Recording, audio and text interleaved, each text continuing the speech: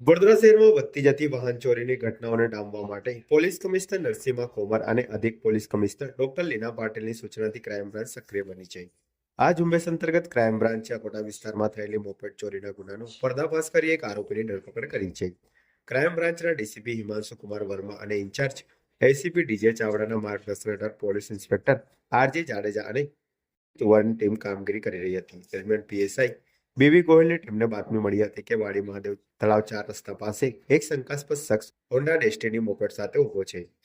પોલીસે સ્થળ પર પહોંચી તપાસ કરતા આરોપી તરુણ ઉપેન્દ્રભાઈ શુક્લા પાસે વાહનના કોઈ કાગળો મળી આવ્યા નહોતા. સંતોષકારક જવાબ ન મળતા તેની કડક પૂછપરછ કરતા તેને અકોટા વિસ્તારમાંથી મોપેડ ચોરી કર્યાની કબૂલાત કરી હતી.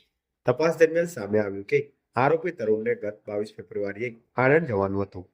તેની પાસે પોતાનું વાહન ન હોવાથી તેણે પોતાના રહેણાંક એપાર્ટમેન્ટ મહાત્મા ગાંધી હાઇટ્સમાં રહેતા અન્ય રહીશની મોપેડ ચાવી સાથે જોઈ હતી.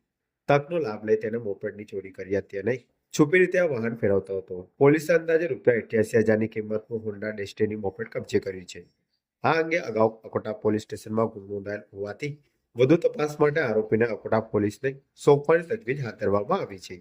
ઉલ્લેખનીય છે કે ઝડપાયેલા આરોપી તરુણ શુક્લા અગાઉ પણ ગુનાહિત પ્રવૃત્તિમાં સંડોવાયેલો છે. વર્ષ 2015માં ગોત્રી પોલીસ સ્ટેશન વિસ્તારમાં કારમાંથી લેપટોપની બેગ ચોરી કરવાના ગુનામાં પણ તેની ધરપકડ થઈ ચૂકી છે. ક્રાઇમ બ્રાન્ચની આ કામગીરીથી વાહન ચોરોમાં ફફડાટ વ્યાપી ગયો છે.